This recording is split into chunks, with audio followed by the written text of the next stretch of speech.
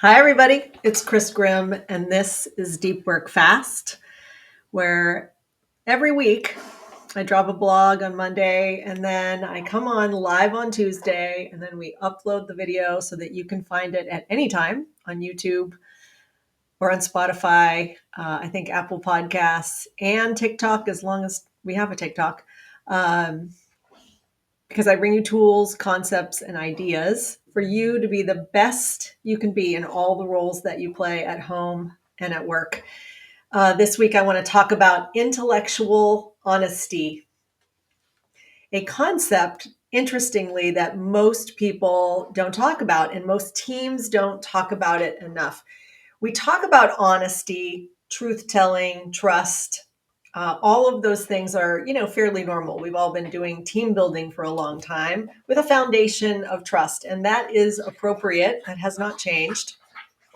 Here's the dog cameo appearance here. Thank you. Uh, Anyway, we are used to the softer side of trust. We talk about vulnerability-based trust, predictability-based trust. If you have worked with me or any of the coaches on our team, you would be used to talking about honesty in that way. I want to talk to you about a new way to think about honesty, and it is called intellectual honesty. I said that earlier. You may be thinking about, do I know what that is? Have I heard that before? Like I said, I did write a blog, and Heather will, Mission Control, will put it in the chat so that you have access. It's about a 2-minute read. Let me just go over some key points, and hopefully what I can do is plant some seeds if this is a new idea for you. If it's not a new idea for you, I want to kind of bring it up and put it in your conscious awareness so that it is with you for the rest of today. Anytime this week you're meeting maybe with your team. If you're not in the workplace and you don't have a team, you could think about this in any relationships you have at home and at work. And the idea here is that, we are in a time, you may have noticed, where information is flowing very, very quickly. We have access to information because, of course, the internet, because we are consuming a lot of content. We are consuming a lot of data. If you are working, most likely you know that your business now has more data flowing through it than ever before. And so a lot of organizations, you may be in one, have taken on either a value or a philosophy of what's called data-driven decision making. So teams that maybe historically could make decisions based on their intuition or a little bit of data are being asked to consider more data more frequently. They're being asked to prove themselves differently and more. I'll give you an example. So let's say a sales team. Maybe 20 years ago, we were highly dependent on those relationships and people reporting back about those relationships and predicting those relationships based on a lot of soft indicators. And now, especially if you're using, let's call it Salesforce or another CRM, there is data flowing, and that data is being analyzed and more data is coming to you so that you could be maybe more accurate in the way you're predicting things. And this is happening across all businesses, high and low. And I just wanted to show you something before we jump in. And Heather, can you just put up that slide?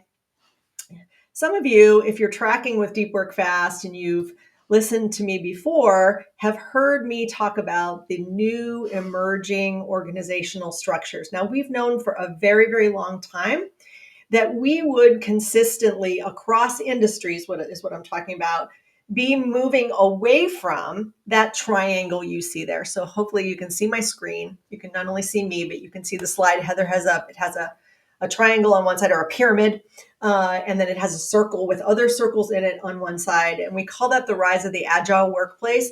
It's not talking about agile like agile methodology and engineering. It's related to that, but it's more holistic about organizations. And what's happening is that historically, we've had most organizations operating in kind of a hierarchy or a pyramid model. And that just meant I'm not judging today whether that's right or wrong. I just want you to understand that for years and years, we've been building organizations, we've been scaling organizations with structures that basically were pyramidal, right? They were smaller at the top than the bottom. And that happened because most of our organizational systems and organizations were built through philosophies that became the norm in the Industrial Revolution. And they were highly influenced by not just military models, but structural models that allowed us to grow quickly inside predictable structures. And that's what hierarchies did, right? It created layers the more people we added, and assuming for a very long time that specifically if you were making things or you had a large blue collar population, people who had to show up and actually do physical work. So think about assembly lines and places where we were actually having to assemble something. And even in white collar, what's called a white collar business, where we have people sitting at desks, even could be like an insurance company or something like that. There were still more people at the bottom who were doing the work in relation to that relationship, direct relationship to customer service or with our customers. And the higher you got into the pyramid, obviously it gets skinnier and we have less people at the top. So that model worked for a very, very long time until information was available to everyone at the same time. And so what's happened since more tech has been brought into, not just devices, but the internet, right, is that you have people who technically are at the bottom of the hierarchy who might be getting the same information as the people at the top of the organization at the same time. And we have more people who are educated, and we have less blue collar jobs and manufacturing or industrial jobs where people are making things than we did before, right? We have a lot more tech in our businesses. And so what we're seeing emerge is more and more organizations that look like that circle with other circles in it, right? More and more teams. And instead of just a hierarchy, and this is the important part and why I'm saying this around intellectual honesty, because you might be kind of going, why are you talking about this again today, Chris? Well, I'm talking about it because what's happening is that flow of information isn't as linear as it was before. So in the old organizational structures, and you may still be in a company with a pretty tight hierarchy, but what you're going to notice is that the information doesn't just flow up and down anymore the way that it used to when we had straight hierarchical organizations. We have information flowing all the time, all through the organizations, and specifically teaming or groups of people, whether it's an intact team or it's just a small cross-functional team that gets together to do a committee work or a work project. They're sharing information across functional lines, right? So it's not rigid or controlled by function or level. It's actually being shared, and it's being shared pretty quickly. And anyone who works in data security or in IT can tell you it's really difficult to control that, right? People can send attachments to each other in and outside your organization, right? So information flow is happening. Teams are functioning and meetings are happening. And as you know, you might get new information every week when you are meeting together. And thanks, Heather, for that. You can put down that slide. Thank you. I just wanted you to have that image in your head because, thank you, sorry about that. Intellectual honesty is when a team gets together and the individuals are willing to drive for the truth, reality-based analysis of our data, discussions about our data, more objectivity, instead of maybe hiding things or holding things back or being afraid to share information that might be considered to be bad news. We try to get as unbiased as possible. And I want you to think about this because historically, that wasn't necessarily how organizations have worked. And in fact, I probably wouldn't have a job if teams were unbiased and worked together freely and shared information, and we didn't have those kind of conflicts brewing. Well, we know in organizations, that's why we say we want to break down silos, right? Silos in an organization or in the older structure of the organization meant we had functions of the business that didn't necessarily share everything with the other functions of the business. It wasn't efficient to do so, and the other parts of the business wouldn't always know what to do with your data. And so it created kind of this ability for people to not have to worry about all the time being super clean or honest intellectually with each other. I think those days are over, right? So now we not only need people to come and be honest and truthful because that's the right thing to do in our relationships, but it's also important for great decision making. And by the way, for a team to be considered any level of innovation that you're looking for, new ideas, great problem solving, forward thinking, strategic. I'm using all words that I hear all the time with teams. And something that you might underestimate the need for intellectual honesty is in collaboration, right? So, in collaboration, when we are truly working with people outside of a transactional way, right? So, transactional working with other people is like, yeah, sure, I'll send you the deck, send me back your data.